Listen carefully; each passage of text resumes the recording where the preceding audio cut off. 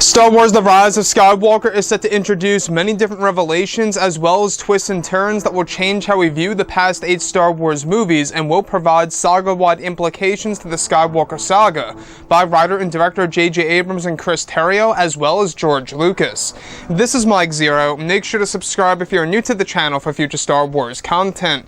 Now, what's really exciting about Episode 9 is that we do know that this movie is, of course, going to have many different revelations inserted into the film, connected to characters like Palpatine, Kylo, Rey, Luke, and so on and so forth.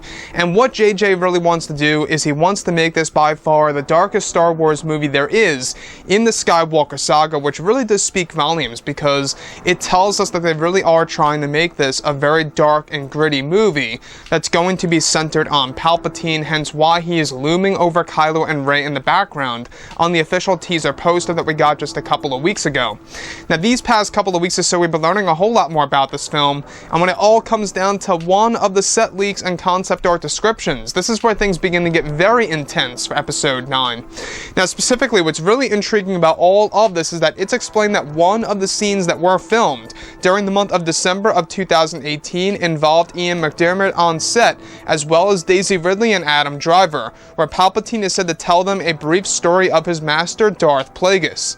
It's said that J.J. Abrams wanted to pick up on the story and visually explore the death of Plagueis, where one of the scenes that were filmed involved a brief flashback as Palpatine is talking about his master, where Ian McDiarmid was said to be dressed in a black cloak with a hood over his head, where they are said to have plans to de-age his face.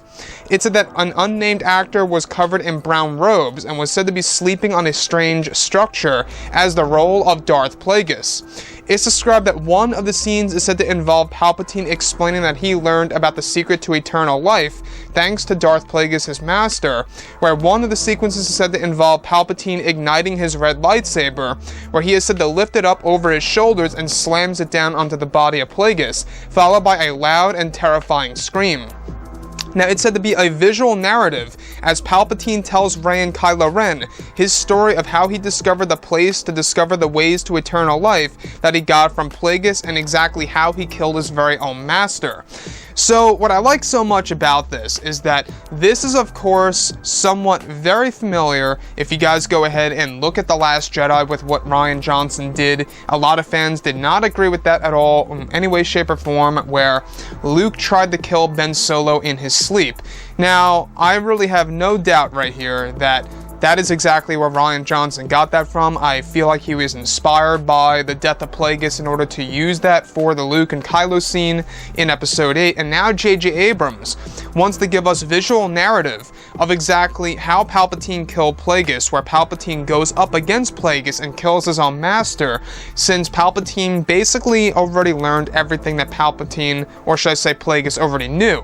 So, with that being said, when we look at Episode 9, it really is all going to be about Palpatine, and what I find so inspiring about this by JJ is that he really is going back to the prequels and is trying to really expand of what was done in that conversation between both Anakin and Palpatine when he is talking about the ability to create life and how Plagueis died, and how his apprentice pretty much learned everything he needed to know from his very own master.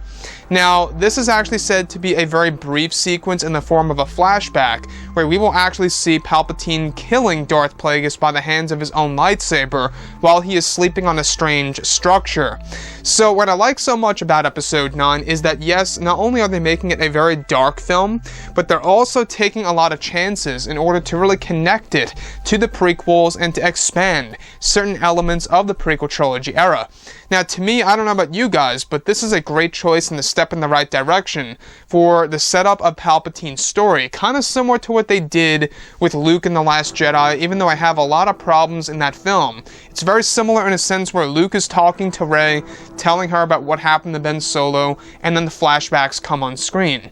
The same exact thing is happening here, where Palpatine is talking to Rey and Kylo Ren, where it eventually jumps to a flashback where we have a narrative of Palpatine talking over the shots, where we do get to see visuals of a younger version of Palpatine killing off Darth Plagueis during his sleep. And that to me is a very interesting side by JJ, and a big, accomplishment if he's able to really mark this down and really get it down to the T where it's going to agree with fans and it's really going to resonate with fans and they're going to accept it. It's all a matter of how this is going to be done. Now, this unnamed actor is actually said to be dressed in brown robes, sleeping on a strange structure. We're not quite sure if that's a bed or if Plagueis slept on something concrete. We're not quite sure. But nonetheless, this is a scene that involves Palpatine killing off Plagueis in a very brief flashback where Palpatine is explaining everything to Rey and Kylo. Anyways, guys, drop a comment below. Let me know what you think about all of this in the comments. And if you guys did enjoy the content for today, do make sure to drop a thumbs up on this video to support the channel. I thank you all so very much for the kind support, and I'll catch you guys next time.